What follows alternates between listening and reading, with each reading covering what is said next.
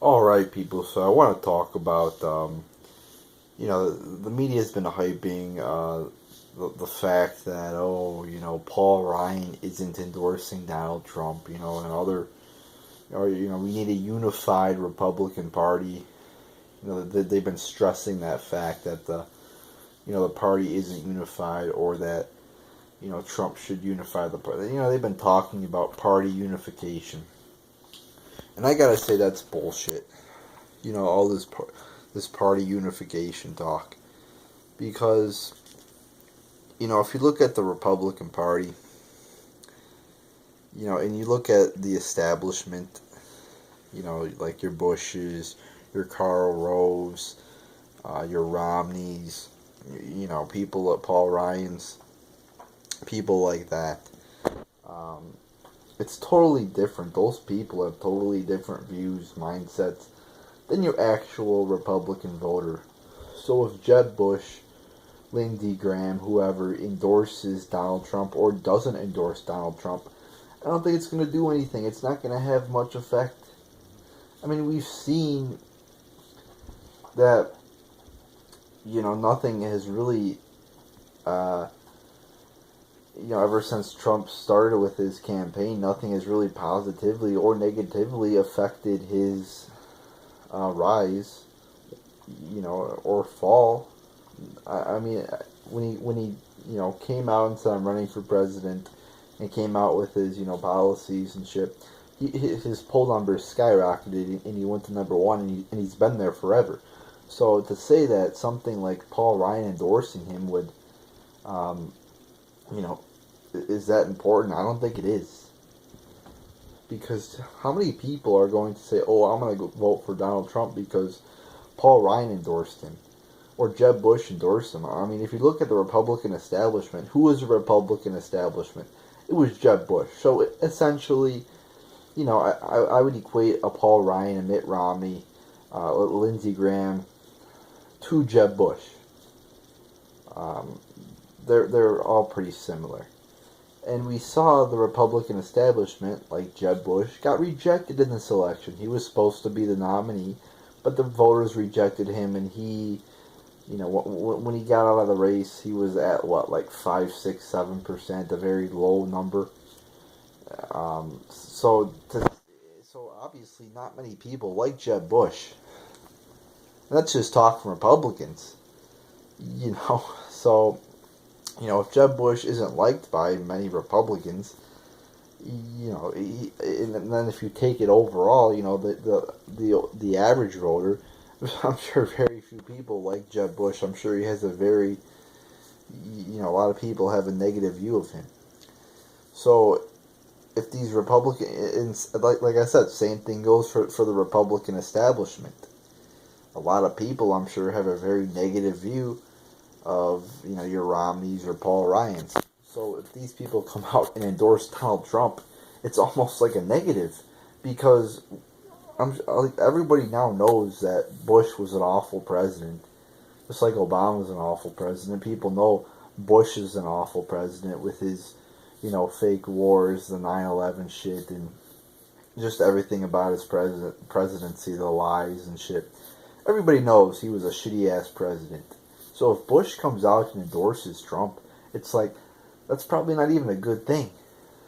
That's not what we should really be worried about right now. And also, if you're Paul Ryan, though, how could you fucking not endorse Donald Trump if you're the head of the GOP, the Republican Party, and the members of that party democratically elected Donald Trump to be the nominee? How can you not endorse the nominee? And if you're Jeb Bush, you signed a fucking pledge to support the nominee of the Republican Party, and now he's going back on that pledge.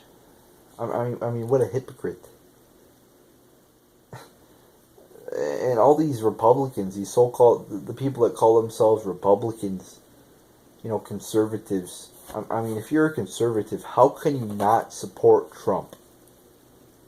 I get he's not perfect. I get his issues. He's wrong on some issues. But I mean, he is way fucking better than Hillary Clinton.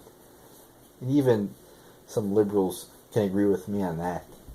I mean, it's fucking ridiculous. These fucking neocons, these never Trumpers that are not fucking supporting Trump. Because, I mean, you could argue that's a vote for Clinton. You know, I wouldn't go that far because, you know, I think by sitting out of the election does not mean you support one person one way or the other. You know, you could say the same thing.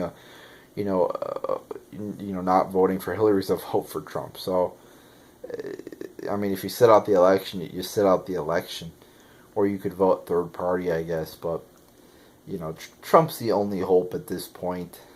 And how all these establishment Republicans can't, how can they not back their own fucking members who went out and voted for Trump?